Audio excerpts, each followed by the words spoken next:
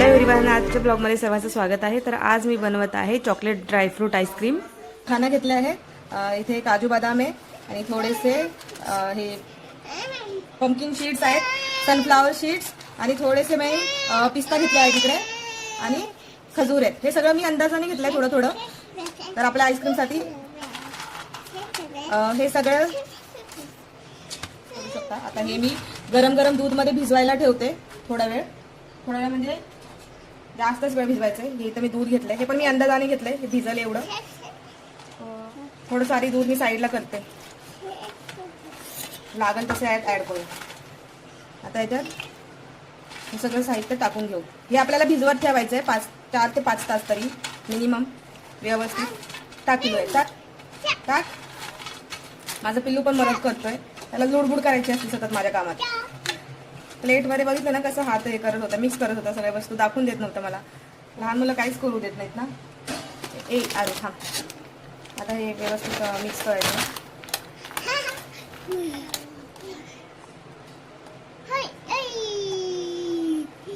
इथे मी खजूर घेतला आहे आणि बरेच खजूर, काजू, बदाम आणि पंपकिन सीड आणि सनफ्लावर सीड्स आणि थोडेसे पिस्ता घेतले आहे। आणि हे सगळ्या वस्तू जे आहेत आपल्याला ड्राय रोस्ट करून घ्यायचं आहे। मी ड्राय रोस्ट करून घेतलं होतं व्यवस्थित। खजूर तर मी असंच टाकलं याच्यामध्ये, ते मस्त भिजेल याच्यात छान। ठीक आहे, एवढं पुरेसं आहे दूध।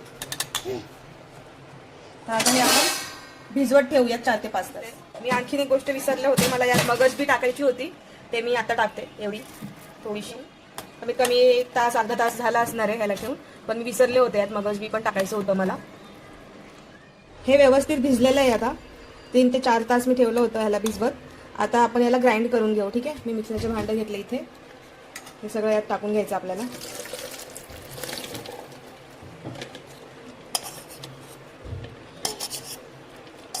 मस्त भिजलंय ना व्यवस्थित एकदम।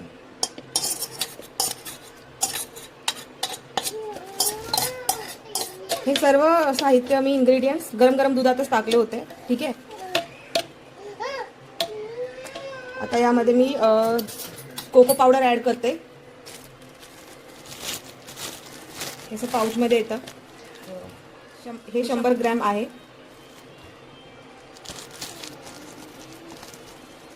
हे 120 रुपयांना भेटतं। हे असं मी, हे आपल्या टेबल स्पूनचा चमचा आहे ना, जो मापात असं वापरतो मापातला, तसं तोच आहे हा, सेमच आहे हा। हे 2 चमचे मी कोको पावडर ऍड करते, अर्धा चमचा आणखी। आता माझ्याकडे वाटलेली साखर नाहीये, वाटून घेऊ शकते, पण यातच मी 2 चमचे ऍड करेल साखर।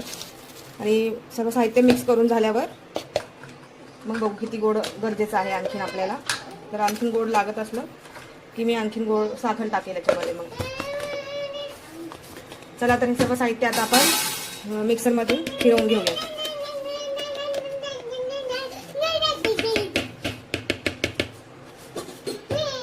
मी यात चॉकलेट इसेन्स पण यूज करते आपल्या आईस्क्रीमसाठी, थोडंसं चांगलं फ्लेवर येईल आपल्या आईस्क्रीमला।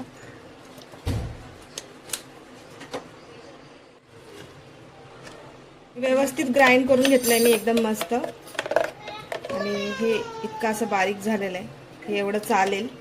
आणि यात मी 2 ते 2.5 चमचे साखर टाकलं होतं, तेवढं साखर टाकायचं आहे, कारण खजूर पण टाकलेले आहेत, खजूरने चांगला गोडवा आलेला आहे याचा।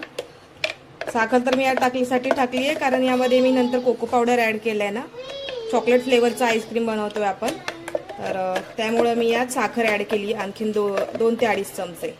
ठीक आहे, यात कॉफी पावडर पण टाकू शकता, खूप छान टेस्ट येईल, पण मला पिल्लूला पण द्यायचं आहे आणि त्याच्यासाठी कॉफी नको, म्हणून मी कॉफी न टाकताच हे बनवत आहे। ठीक आहे, याला आता आपण सेट करण्यासाठी ठेवूयात।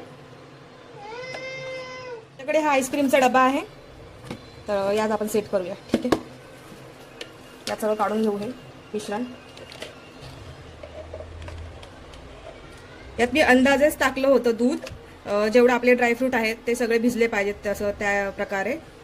तर जास्त करून अंदाजेच टाकते सर्व गोष्टी। काही रेसिपीसाठी पूर्ण मापाने घेणं गरजेचं असतं, त्यावेळेस मी मेजरमेंट्स सांगते तुम्हाला किती कसं घेतलं होतं ते मी। ठीक आहे, यातलं मी हे सगळं काढून यात ऍड करते। हे एवढं झालेलं आहे। पूर्ण डबा भरून बनवायचं असेल तर आणखी क्वांटिटी डबल करू शकता। तरी अंदाजे घेतलंय मी, तरी किती साहित्य घेतलंय हे मी डिस्क्रिप्शनमध्ये नक्की लिहील. मी थोडेसे चॉको चिप्स ॲड करत आहे याच्यावर, आतमध्ये नाही टाकलेले, पण वर हे आतमध्ये जातील आपणच. ही कम्प्लिटली ड्रायफ्रूटची आईस्क्रीम आहे आणि मी पहिल्यांदा बनवत आहे. खूप यूट्यूबला पाहिलं की खूप जण बनवतात, ही रेसिपी दाखवतात. म्हटलं चला आपण पण बनवून बघूया की कशी लागते. चला आता याला झाकून घेऊ. मस्त छान छान आईस्क्रीम आपली रेडी झालेली आहे. याला सेट करण्यासाठी ठेवूयात. याला मी सुपर फ्रीज करते. हे कन्व्हर्टेबल आहे, तर आपली आईस्क्रीम लवकर सेट होईल याच्यामध्ये. ठीक आहे, आईस्क्रीम सेट होत आहे आपली, तोपर्यंत मी कोन बनवून घेते इकडे. तर हे मी 1/2 कप मैदा घेते इकडे या वाटीमध्ये. त्यामध्ये आता 4 चमचे आपल्याला 4 टेबलस्पून जे आहे बटर घ्यायचं आहे.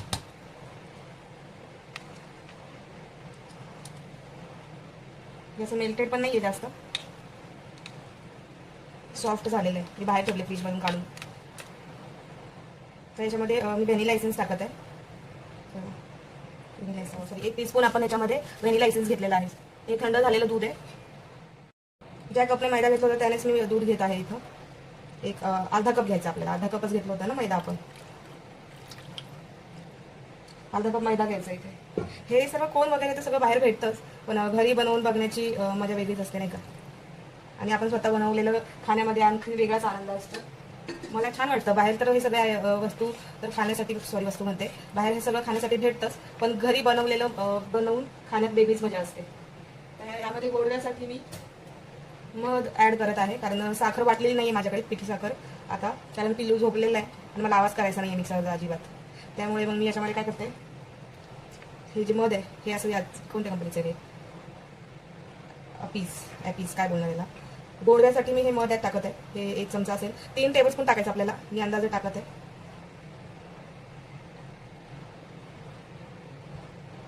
आईस्क्रीम आपली सेट होते. मस्त कोन पण बनवून घेऊयात. आता हे सर्व साहित्य जे आहे यामध्ये टाकून घेतलंय ना, आता मिक्स करून घेऊयात व्यवस्थित. मग आपण मस्त मस्त कोन बनवूयात. होममेड कोन, होममेड आईस्क्रीम. मजा येते हे असं सगळं करून बघायला.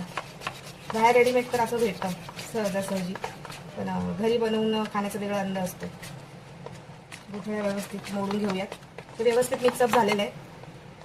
आता आपण मस्त मस्त याचे कोन बनवून घेऊयात. आपण डोसे बनवतो तसं याला तव्यावर टाकून घ्यायचं आहे आणि याच्यावर एखादं पॅन किंवा कोणतेही भांडं ठेवून याला 2 ते 3 मिनटं असंच ठेवून द्यायचं आहे आणि हे व्यवस्थित बनेल.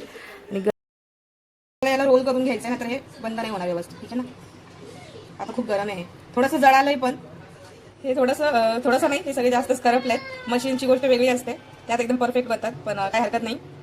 टेस्ट याचं एकदम छान लागतंय. आणि यामध्ये मी मध टाकलंय ना, तर गोडव्यामुळे आणि बटर पण टाकले, त्यामुळे खतपूस हे भाजले गेलेले आहेत. तर हे तर थोडंसं कच्चं असं वाटतं, पण हे 3 तर बेटर आहेत, क्रिस्पी झालेले आहेत. आता याचं खालचं आहे हे मस्त झालेलं आहे क्रिस्पी. तर आता आईस्क्रीम घेते मी. आईस्क्रीम काढूयात. मस्त, खूप छान. बघू याने काढून. हे जास्तच बर्फ झालेलं आहे याचं, तर ते बाहेर ठेवावं थोड्या वेळ. हे जास्त घट्ट झालं आहे, आता बर्फ झाला आहे आईस्क्रीमचा जास्त, म्हणून हे निघत नाही आहे व्यवस्थित. तरी मी आता थोड्या वेळपासून बाहेरच ठेवलं होतं याला. हे एवढं काढण्यात यशस्वी झालो आहोत आपण. ठीक आहे, आपलं कोन घेऊयात आता. होममेड कोन मी हे घेते